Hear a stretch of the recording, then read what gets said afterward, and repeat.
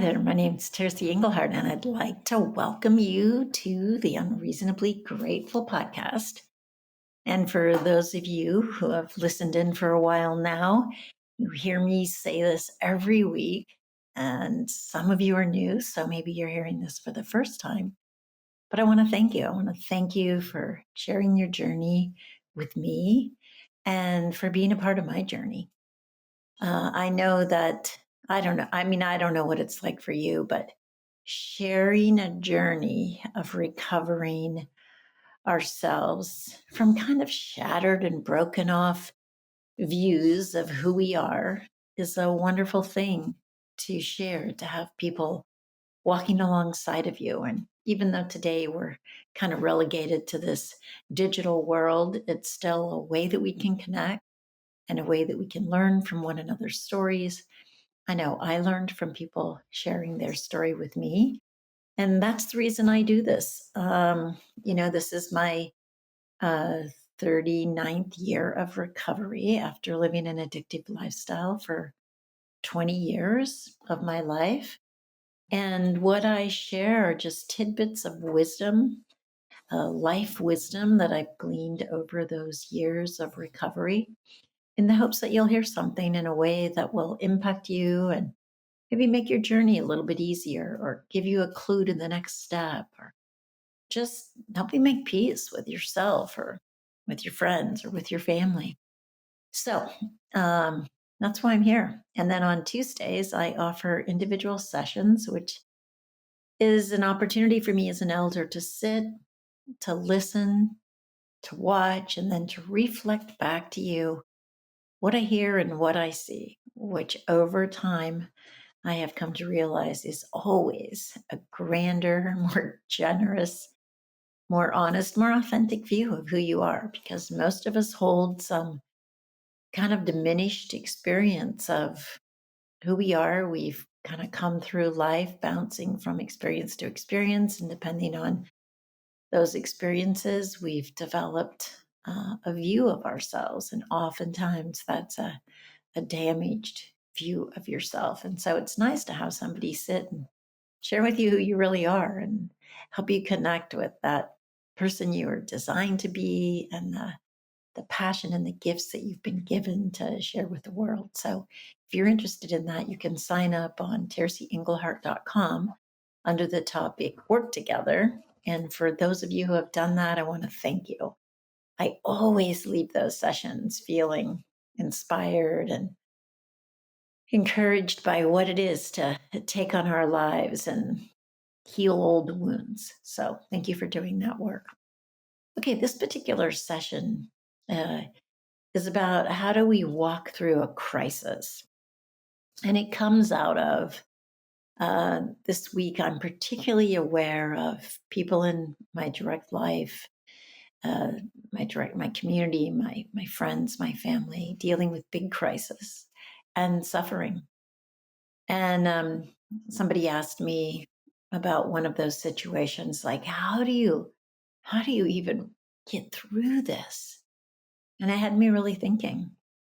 And I want to share a little bit about what it's like to have faith, what it's like to believe in an eternal life and to be living for an eternal life. That it's not an easy concept to grasp. Certainly hasn't been for me. It's taken my lifetime to grasp it. Again, I glean little bits of that as I grow in my own faith.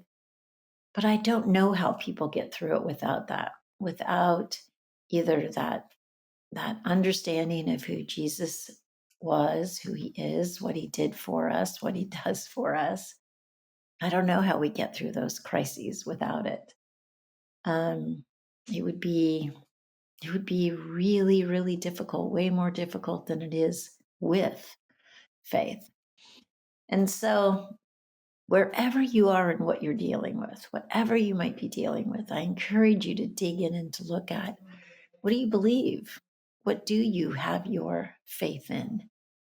You don't have to get it right. Just start to explore that and be open to all the different possibilities, what they may be. For me, the idea that this is a short lifetime, that this is just kind of a drop in the bucket, and that there is an eternal existence, and that eternal existence is with a loving Father and a loving God, and that whatever I've done, whatever wrong I've done or harm I've caused, I'm forgiven for that.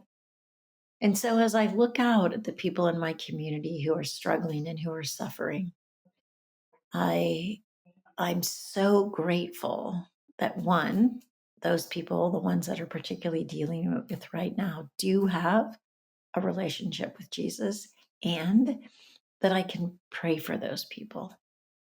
I do believe in the power of prayer. I do believe that prayers are answered.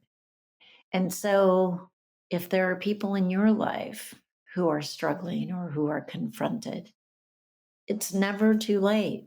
It's never too late to to pray for them, to pray for wisdom and guidance and protection, and to pray for God's love to permeate through whatever it is that they're dealing with, so that they actually do have the experience of being loved and know themselves as a precious and dear child of a loving Father.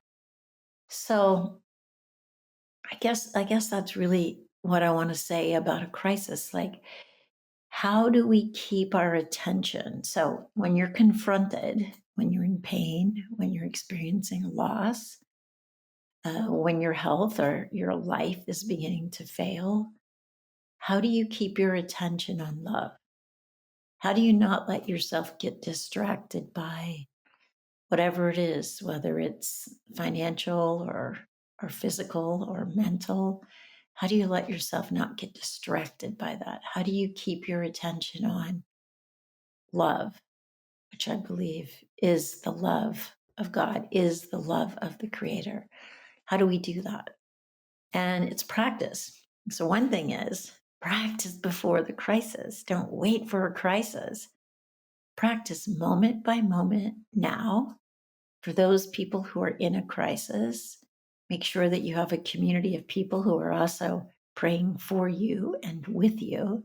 Surround yourself with people that can support you as you walk through it, supporting you and keeping your attention on how loved you are, how cared for you are, what an amazing and divine being you are, regardless of the suffering that you may be experiencing. It's hard to imagine being grateful for suffering. And yet, if you think about it, so many amazing and beautiful things come out of those experiences of death or dying or suffering. But they rely on us being able to see those moments as an opportunity.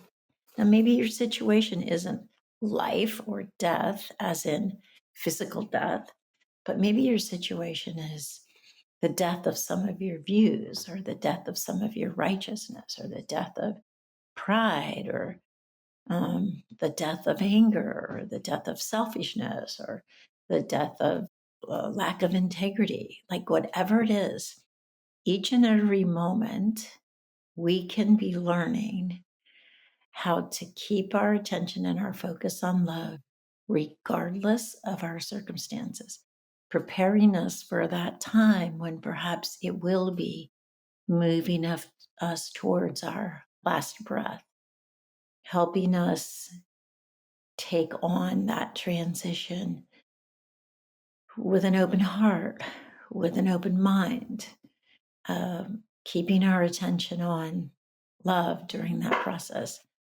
I'll never forget, as my father was dying and he was laying in a hospital bed looking up at those super ugly acoustic ceiling panels, I said to him, "Daddy, what are you thinking about?" Wondering what was going on in his mind as he just looked up at those panels. And he said to me, "Love." And so that's my wish for you, is that you and I and those people you love and care for, and all of us really, can utilize the circumstances and the situations of our day to day life to practice keeping our attention on love no matter what. So this week, take that on. Take it on and embrace it, preparing yourself. and see if you can't keep your attention on love all week long. And I'll be here next week. Looking forward to seeing you. Have a great week.